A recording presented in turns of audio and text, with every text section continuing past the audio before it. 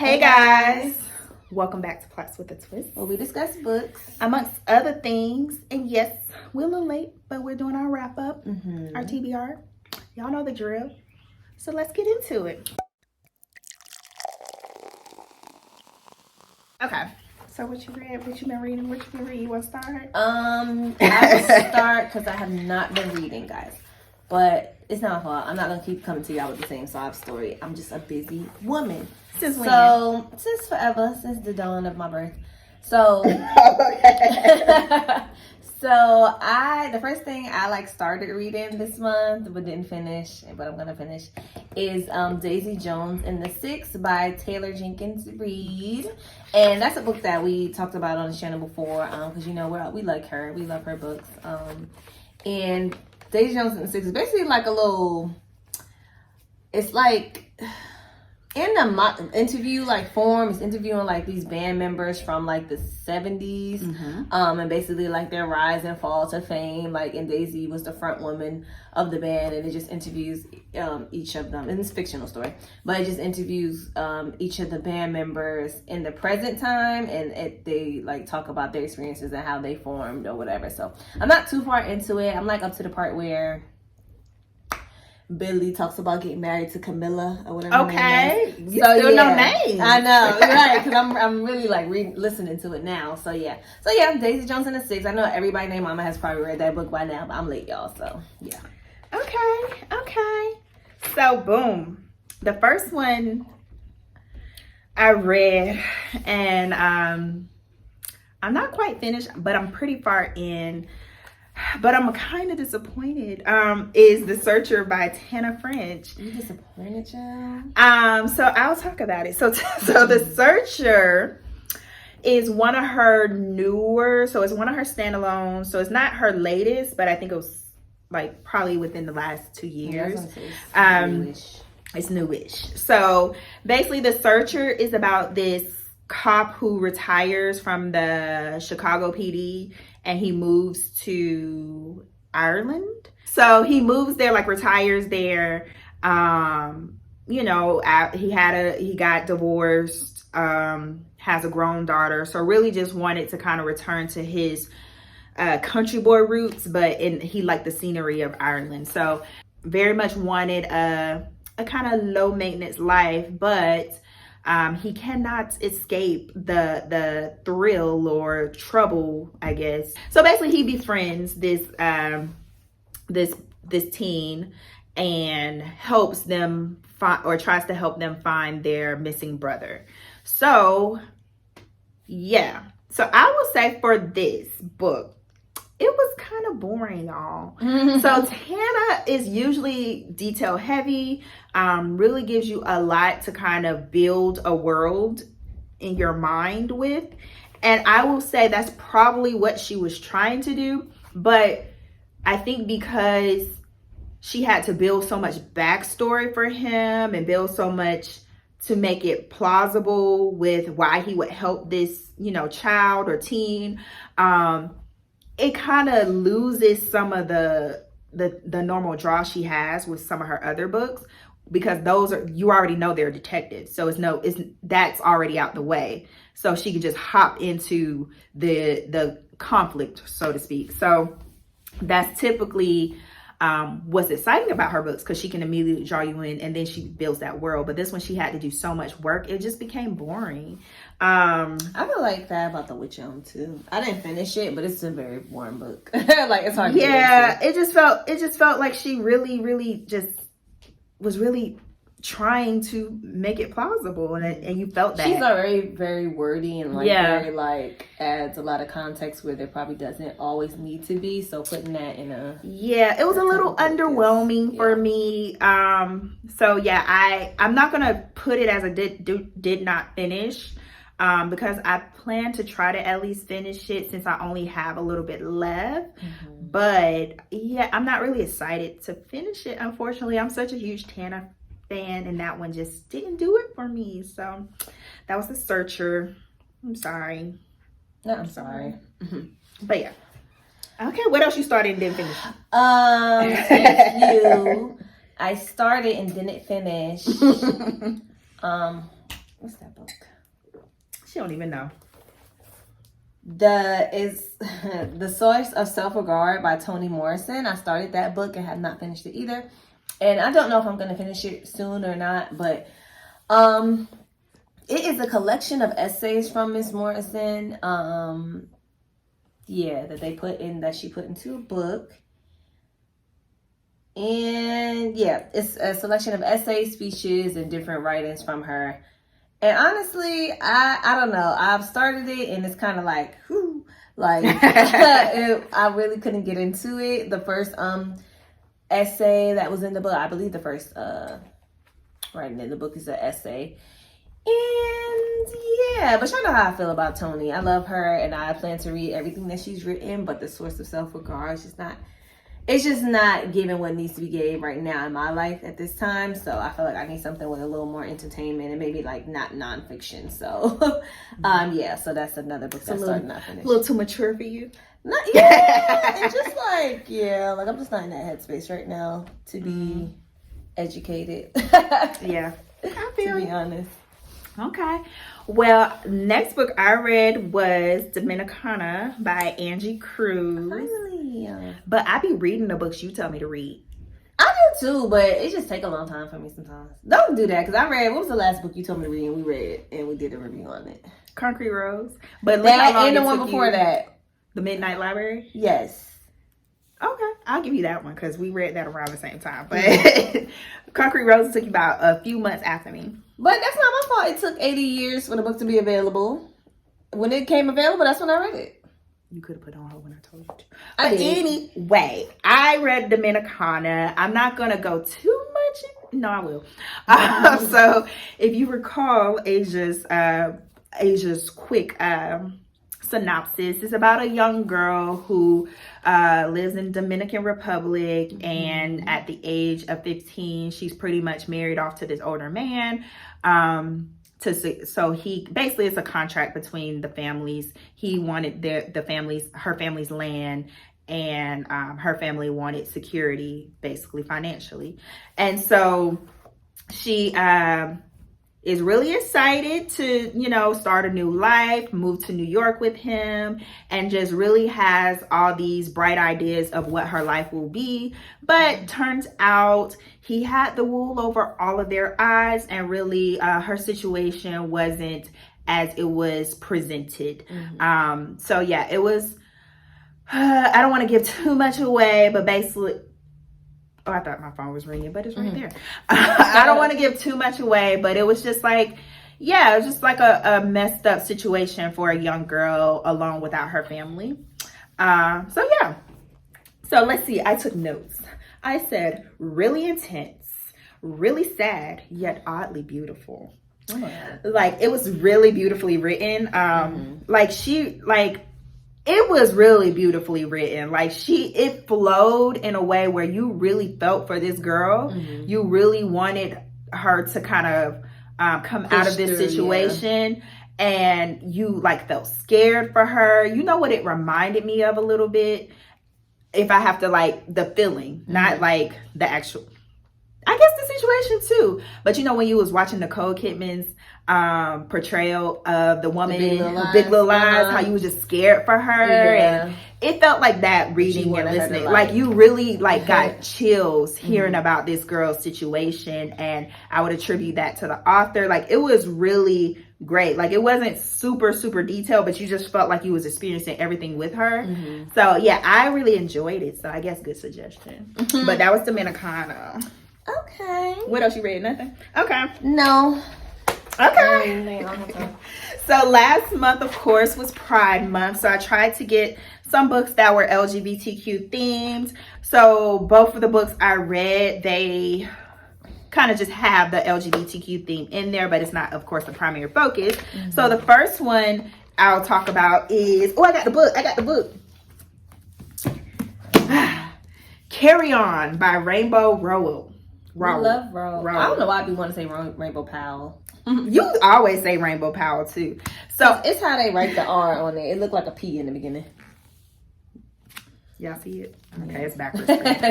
So we are fans of Rainbow. We've read a few of her books. So I really wanted to kind of just continue in her catalog, and I bought this some time ago, hearing great things about it. So finally picked it up, knowing that it had an LGBTQ theme to it. And so yeah, so Carry On is about it's a fantasy based book. It's giving me Harry Potter meets I don't know.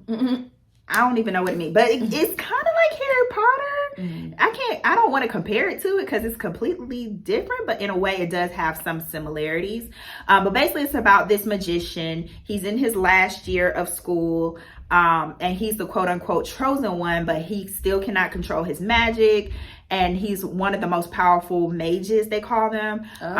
She went real fantasy. Right. He's the one of the most powerful mages, but he can't figure out why, because he literally cannot control his magic. But when his magic does kind of presents itself, it's like overwhelming. And he has a roommate that is basically his nemesis. That they suspect, or he suspects, and his best friend. What's the main character's name? Simon. Is it Simon? Yeah, Simon Snow. That he suspects his roommate Baz is a vampire. And so they hate each other, but Baz secretly has a crush on Simon. And they think they'll be the end of each other, but throughout their situation and what they're facing, they kind of find each other and come together. Meanwhile, they are facing a threat that could destroy the magical world as they know it. So that's really what it's about. So no, I didn't take any notes. So I will say the story immediately draws you in. It's really entertaining. It's kind of, to me, if I did compare it to Harry Potter, it's like if Harry and Malfoy were nemesis, but then they kind of struck up a love connection and whatnot. It's kind of like that, because you got the dark families, the pure families, whatever, and all that. And some other things. And he has the Simon guy has a mentor. Like it's definitely some influence of Harry Potter. But so I say it has a strong beginning. It was really entertaining, really immediately drew you in. But the pinnacle relationship did seem really forced for me. Because Baz, yes, he had this secret crush, but Simon, for all purposes' sake, was presented as a straight male. And then randomly they came together. Like, it didn't make sense to me as a reader of how their love connection came together. And also the climax was kind of rushed for me as well. Like some of the things, it just kind of like, right. Like Littleton and those. So I will say, like, it is a series. So I'm gonna invest in reading the remainder of the series, because I will say it was at least that entertaining for me. But it's like very surface for me. It's just something to kind of keep me entertained for the moment. It's not something I'm going to say like, oh my God, you have to read that series. Like, yeah, so far some of the things just seem, yeah. You knew it was a series when you bought the I knew it was 2, but I didn't realize the third one had already come out, and that it came out like last year or the year before, or did it come out this year? It came out this year. It just came out.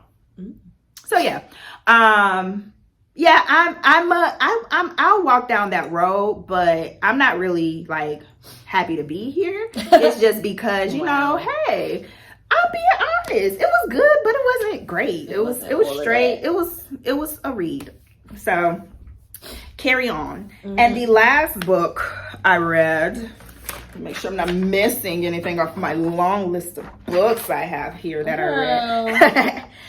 So I was going to get the Aristotle and Dante Discover the Secrets of the Universe, but it didn't come available, and I have the physical book. I don't have time. So I read The House in the Cerulean Sea by T.J. Klune. And that one has an LGBTQ theme as well. So that one was fantasy as well, but okay, I'm going to talk about it first. A fantasy book. I do, but I didn't realize how much fantasy would be involved in either of these books. So I just knew they had it, but not what extent. But anyway, so The House on Cerulean Sea, it gives me less meets the Peculiar Kids one, whatever. Mrs. Peregrine's house. It gives me that plus, I don't know. No, I don't know. Because Les was like, you know, this guy who was down on his luck and really had something special about him that he couldn't see. And that's kind of how the main character of this book is. So he, the main character, I can't remember his name. It's going to bother me. Let me look. No, I can't. It's okay. So the main character of the book, he's basically kind of like a social worker. He works for this department agency that registers and monitors magical youth. He's a caseworker. So he goes to different magical youth orphanages and kind of check the environment, make sure it's safe for the kids, and make sure like he can make a recommendation whether it needs to stay open or whether it could close. And he's very by the book. He does what he's supposed to do. He doesn't deviate from his routine. He goes to work, comes home. He listens to the record player here and there. And that's very much it. So he gets a special assignment to go to the house in the Cerulean Sea. And this orphanage that is highly classified of these children that are like no other. So they have a wide variety of 6 children, one of them including the Antichrist. And so he has a lot of hesitation into stepping into this situation, but really his world is opened up by visiting this home. He's had to stay there for a month. And yeah, it just really was, I think it was meant to be like a metaphor of like indigenous people and how they were treated at a way, because these kids are kind of looked at as undesirable. The orphanages aren't really made to actually adopt. So things like that. But basically, yeah, that's what it's kind of about. So that book was great. I really enjoyed it. I thoroughly enjoyed it. I couldn't wait to press play on it. You need to listen to it. Y'all need to listen to it. Like it was like sound like my cup of tea, but I think you would like it actually. Like I think you would. It does have those magical elements and those fantasy elements. You probably would be like, but I think it's done in a way that's really adult and mature, and you can definitely sense the metaphor of the story. You like Ninth House or this better?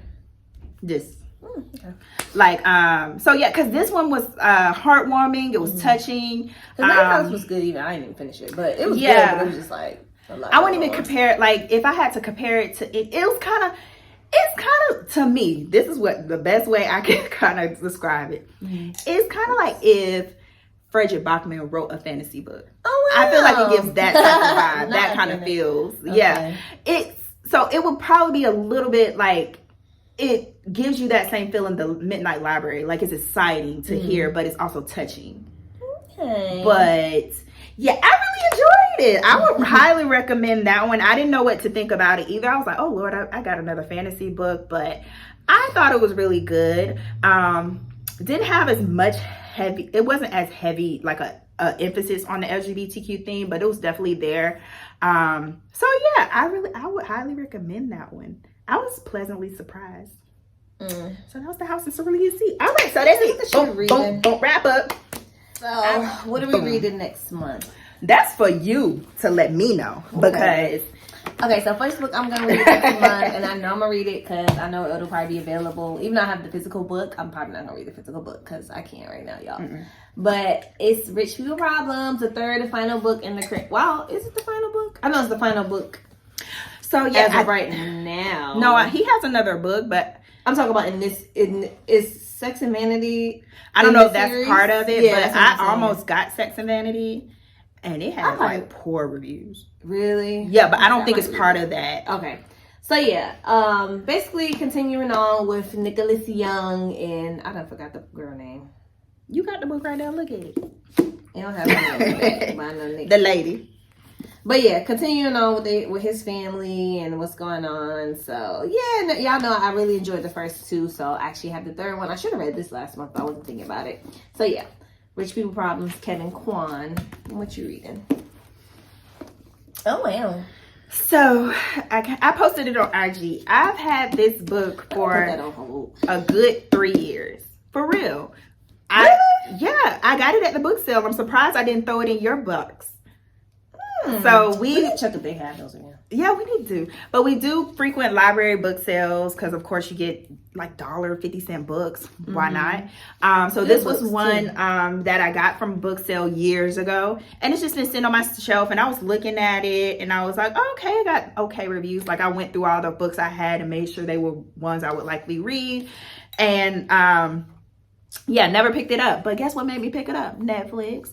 It's a show now on Netflix. It's been out for some time, but I have not been able to physically read, so I had to wait for the audio version. Otherwise, I would have read it when the Netflix show came out. But that is Behind Her Eyes by Sarah Pinborough. I hope I said that right. So I just started listening to this. It is a psychological thriller about a woman who hooks up with this guy randomly. The next day she meets him and he turns out to be her boss, but he's married, and she bumps into his wife later and befriends her. So she's caught up in this kind of weird love triangle between a good friend that she's made and her boss. But really there's signs she's seeing from both sides onto what's going on within this marriage. That's making her question like their whole situation. So that's really what it's about. And yeah, I don't want to give too much away because I think I'm almost done. I have to look on how much percentage I have left. But it seems like it's going to be some plot twist in there and stuff like that. So I'm working on that. So boom. Oh wow.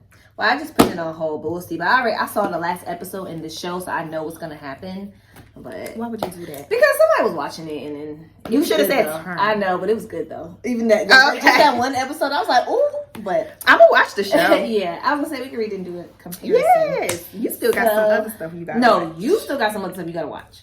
What? I don't know. We'll talk about that later. So the next book that I want to read this month is, and it should be available in the next week or so, is Life After Death by Sister Souljah. And I think I said I wanted to read this last time, but it hasn't come available, y'all. And I might buy it just to have in the collection, but I'm not gonna read the physical book. Like, and Sister Souljah books be like this thick, so I'm not reading that. Right now at this point in my life.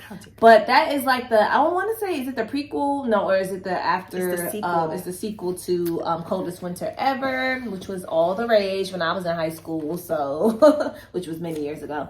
So yeah, that's basically following, what's her name? Sapphire's, is that her name? You asking the wrong person. I read that book like 10 years ago, so I don't remember. So one of our subbies said, you don't even want to waste your time, but I what, on Life After Death or on Coldest Winter Ever? No, Life After Death. Oh, okay. I heard that it wasn't like all of that either, but I mean, I gotta see for myself just because. Because if you're a fan, like, try it. Yeah, such a time, and that way we can give you guys our opinion. Yeah, and I'll tell you if it was trash or not. I'm just playing. I would never say it's trash, but yeah. So that's another book that I want to read this month, and I'm going to. So yeah, y'all read it too. So another book I'm going to read. I got the book. I just saw the picture. I saw all the authors listed. I said, oh, yes. I don't even know what the theme of these stories are. All the authors. So, yeah, it's a collection of short stories by all these authors. So that is Blackout. Tiffany D. Jackson. Blackout. We got, I'm going to mess up some of these names. Danielle Clayton. I forget what she wrote. It's in here. She wrote... Yes, Angie Thomas. That's the only people I don't know. She wrote part of Pretty Little Things. We got Tiffany D. Jackson. Of course, she wrote Grown. Monday's Not Coming. We love her. Nick Stone. I've been wanting to read some of her stuff. She wrote Dear Martin, Dear Justice, all that stuff, all that jazz. We got Angie Thomas. We just did a review on her one of her books. We got Ashley Woodfolk. When You Were Everything. I don't know. I'm not that familiar with her. And then Nicola. I hope I'm saying her name right, Yoon, and she's wrote Everything, and The Sun is Also a Star. So okay, I saw the movie The Sun is Also a Star. So yeah, I just saw all these authors, all these great notable women of color. So I definitely was like, oh, I don't even know. It's new, it's cute. I'm gonna get it. So I am going to read this, and I feel like I'm going to enjoy this. So yeah, that's Blackout. And you know what it shares a name with? I'm not even gonna talk about her. Never mind. We can talk about it later. Okay, so the last book that I think I'm gonna read this month. I know y'all tired of me and these oldies. No, y'all not tired of me because y'all still be watching. But I am going to read because it's about to come available, and it's something that I started but didn't get to finish. But it's The Song of Achilles by Madeline Miller. Y'all know I love her. Well, I only read Circe by her, and that was like all the rage. We love that book. And Kristen raised about The Song of Achilles. So, y'all, that book has been on hold for like months. Like, and it's not even new. So I'm trying to understand why y'all on that book all Because the it's time. good. Because it's good. So, like, give me a chance to read it, though. Like, and you know what I hate about audiobooks? Like, it's an audiobook. We could all be listening to it at the same time. Why y'all doing that? I hate that, but I get it. It's the system. You gotta, whatever. But, yes, so, Song of Achilles. We talked about it a bunch of times here on the channel. Y'all should know what it's about. If you don't know, please go check it out and check out Circe by Madeline Miller. If you're into Greek mythology type fictional Modernized. like, modernized, where you can follow and understand exactly. And just fall in love with the love stories and whatnot, because that's really what she be giving in her book. So right. Yeah, so that's the third book I'm gonna read this month, and then that's it, guys. And you know what? What's today? The 8th. I'm going to really dedicate myself to reading for you guys, because I've been letting y'all down. Like, it's crazy. Me especially. But it's not because I don't want to read, y'all. I used to read. Kristen, we used to read. Like, we used to read physical books all the time. We used to be at work reading. Like, who was I? My supervisor was like, Kristen, you might want to close that. I'm like, excuse you? Right. Like, I'm reading, you're at work. But yeah. So I have that's too many. I want to read that too, but I don't think mine's gonna be available. So I have 3 books on my Audible that I have not gotten to. They're all books published this year. So I'm gonna pick one that I will get to for sure. Should I go in order, or should I go with the one I'm most excited with? You pick. The one you most excited to. So the one I'm most excited to read that I think I'll go ahead and read this month, and it's brand spanking new. I think it just came out beginning of this month or end of last month, and that is Malibu Rising by Taylor Jenkins Reid. So I'm going to go ahead and press play on that one. I have no idea what it's about. I have it available on Audibles? Oh, you're so lucky. I told you to get an Audible account. I have too many subscription-based things, and you'll forget, and then you'll pay for it and be like, whatever. But then you'll build up credits, and you can just use them on the books you haven't read.